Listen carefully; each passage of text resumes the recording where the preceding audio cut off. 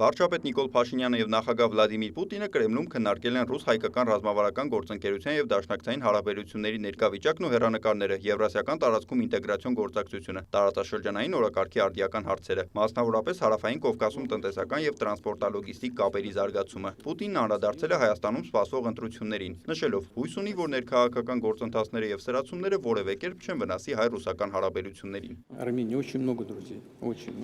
Հայաստանում մենք շատ բարեկամներ ունենք, շատ հայեր են ապրում Ռուսաստանում, մեր հաշվարկներով ավելի քան 2 միլիոն, կան նաև բազմաթիվ քաղաքական ուժեր, որոնք ռուսամետ դիրքորոշում ունեն։ Ես ձեզ անկեղծ կասեմ, մեր երկխոսությունը միշտ եղել է բաց եւ ուղիղ։ Մենք կցանկանայինք, որ բոլոր այդ քաղաքական ուժերը կարողանան մասնակցել ընտրություններին։ Գիտեմ, որ նրանցից ոմանք կալանավորված են, նույնիսկ ունենալով Ռուսաստանի քաղաքացիություն։ Սա ձեր որոշումն է, մենք չենք միջամտում, բայց ցանկալի կլիներ, որ նրանք կարողանային մասնակցել քաղաքական գործընթացներին։ Եվ եւս մեկ անգամ ուզում եմ ասել, որ ինչ էլ տեղի ունենա, Ռուսաստանը միշտ առաջնորդվելու է նրանով, ինչը բխում է հայ ժողովրդի շահերից։ Ես դա միշտ ասել եմ եւ ուզում եմ կրկին ընդգծել։ Հույս եմ հայտնում, որ անկախ նրանից, թե ինչպես կավարտվեն ընտրությունները Հայաստանում, մեր ընդհանուր տրամադրվածությունը ռուս-հայկական հարաբերությունների զարգացման եւ ամրապնդման ուղղությամբ կշարունակվի։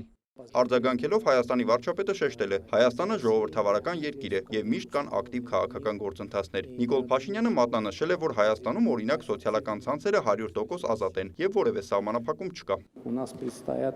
Парламентские выборы, это выборы депутатов. Մեզ մոտ սպասվում են խորհրդարանական ընտրություններ եւ դրանց արդյունքով փաստացի ընտրվում է նաեւ վարչապետը։ Ուզում եմ ընդգծել, որ այս ընտրություններին կարող են մասնակցել միայն Հայաստանի Հանրապետության քաղաքացիություն ունեցող անձինք։ Ամենայն հարգանքով Ռուսաստանի քաղաքացիություն ունեցող անձանց նկատմամբ Հայաստանի Սահմանադրության համաձայն նրանք չեն կարող լինել ոչ падգամավորի թեկնածու, ոչ վարչապետի թեկնածու։ Ուստի այստեղ որևէ սահմանափակում չկա։ Ես լիովին վստահ եմ, որ դուք գիտեք, վերջին տարիներին մեր հարաբերությունները Ռուսաստանի Դաշնության հետ, ինչպես նաեւ մեր անձնական հարաբերությունները, անցել են բազմաթիվ փորձությունների միջով։ Ես շատ ուրախ եմ եւ ցանկանում եմ եւս մեկ անգամ շնորհակալություն հայտնել այն վստահելի մթնոլորտի համար, որը ստեղծել եք նախ եւ առաջ դուք։ Վստահ եմ, որ առաջիկա ընտրությունների արդյունքում Հայաստանում ժողովրդավարությունն ու ժողովրդի իշխանությունը ել ավելի կամրապնդվեն եւ մեր հարաբերությունները նույնպես ընտրություններից հետո կշարունակեն դինամիկ զարգանալ։ Անդրադառնալով անվտանգության հարցերին Ռուսաստանի նախագահը նշել է, որ ամենազգայուն հարցը մնում է Ղարաբաղի թեման։ Վլադիմիր Պուտինի խոսքով գիտեմ, որ ՀԱՊԿ-ի հետ կապված դժգոհություններ կան, սակայն Պրահայում Հայաստանն է ճանաչել Ղարաբաղը Ադրբեջանի կազմում։ Այո, Հայաստանը ճանաչել է Ղարաբաղն Ադրբեջանի կազմում, սակայն դա արել է միայն այն բանից հետո, երբ Ռուսաստանի բարձրագույն ղեկավարությունը 2 անգամ հրապարակայնորեն այդ մասին հայտարարել է, արձագանքել է վարչապետ Փաշինյանը։ Հիշեցնենք, 2020 թվականի դեկտեմբերի 17-ին պատասխանելով 10-ի հարցին Պուտինը հայտարարել էր, որ Լեռնային Ղարաբաղի տարածքը միջազգային իրավունքի տեսակետից Ադրբեջանի մաս է հանդիսանում։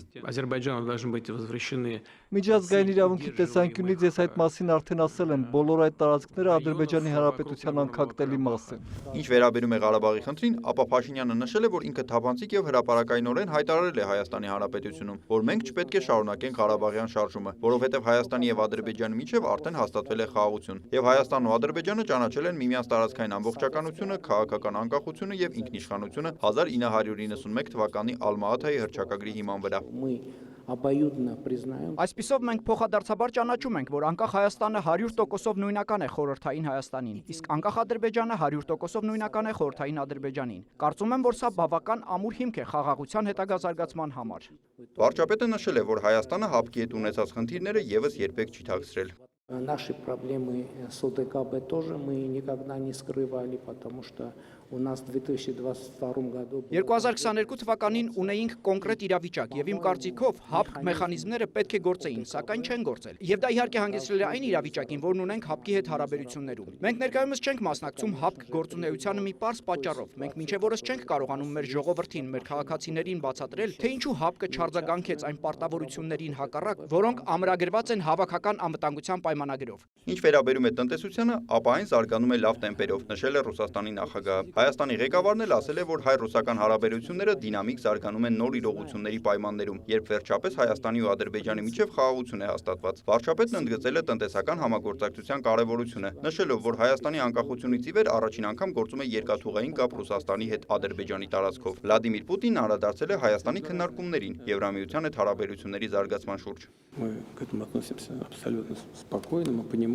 Մենք դրան վերաբերվում ենք լիովին հանգիստ, հասկանալով, որ ցանկացած երկիր փորձում է է առավելագույն օգուտ ստանալ երրորդ երկրների հետ համագործակցությունից, բայց դա պետք է լինի ակնհայտ եւ ազնիվ, նախապես հստակ ասված։ Եվրամիության մաքսային միությունում եւ Եվրասիական տնտեսական միությունում միաժամանակ գտնվելը անհնար է ըստ սահմանման, եւ հարցը նույնիսկ քաղաքական չէ, այլ զուտ տնտեսական բնույթի։ Ռուսաստանում եւ Եվրամիության երկրներում ֆիտոսանիտարական պահանջները էականորեն տարբերվում են, ինչ վերաբերում է էներգետիկային, ինչպես գիտեք, էներգակիրների գները Եվրոպայում օրինակ գազին գերազանցում են $600 1000 խորանարդ մետրի դիմաց, մինչդեռ Ռուսաստանը Հայաստանին գազ է վաճառում $177.5 1000 խորանարդ մետրի դիմաց։ Տարբերությունը մեծ է։ Հայաստանը գիտի, որ երկու միավորումների անդամակցությունը համատեղելի չէ, նշել է վարչապետ Փաշինյանը։ Но то, что мы делаем... Սակայն այն, ինչ մենք այժմ անում ենք եւ այն օրակարգը, որ ունենք, առնվազն այս պահին համատեղելի են եւ սա փաստ է։ Եվ քանի դեռ կա հնարավորություն համատեղելու այդ օրակարգերը, մենք կշարունակենք դա անել։ Իսկ երբ գործընթացները հասնեն այն կետին, որտեղ անհրաժեշտ կլինի որոշում կայացնել, համոզված եմ, որ մենք, նկատի ունեմ Հայաստանի Հանրապետության քաղաքացիները, կընդունենք այդ որոշումը։ Այս համատեքստում մեր հարաբերությունները Ռուսաստանի Դաշնության հետ երբեք չեն եղել եւ չեն լինի հարցականի տակ, որովհետեւ ինչպես արդեն ասել եմ, այդ կապերն ու հարաբերությունները շատ խորն են եւ ենթակա չեն քննարկման։ Իհարկե, մենք համագործակցում ենք նաև էներգետիկայի ոլորտում, եւ այստեղ եւս ունենք ավանդաբար ուժեղ կապեր եւ համագործակցություն։ Դուք գիտեք, որ Ռուսաստանի Դաշնության հետ քննարկում ենք նաև նոր ատոմային էլեկտրակայանի կառուցման հարցը։ Սակայն այս հարցերում մենք լիովին թափանցիկ ենք, որովհետեւ չենք թաքցնում, որ այս թեմաները քննարկում ենք ոչ միայն ռուս գործընկերների, այլև այլ գործընկերների հետ, քանի որ փնտրում ենք Հայաստանի Հանրապետության համար ամենաշահավետ առաջարկը։ Հայ-ռուսական օրակարգը շատ հագեցած է, սակայն դեռ կան բազմաթիվ չօգտագործված հնարավորություններ, շեշտել է Հայաստանի վարչապետը, վստահություն հայտնելով, որ երկխոսության արդյունքում այդ հնարավորությունները կօգտագործվեն։ Նիկոլայ Ավետիսյան, լուրեր։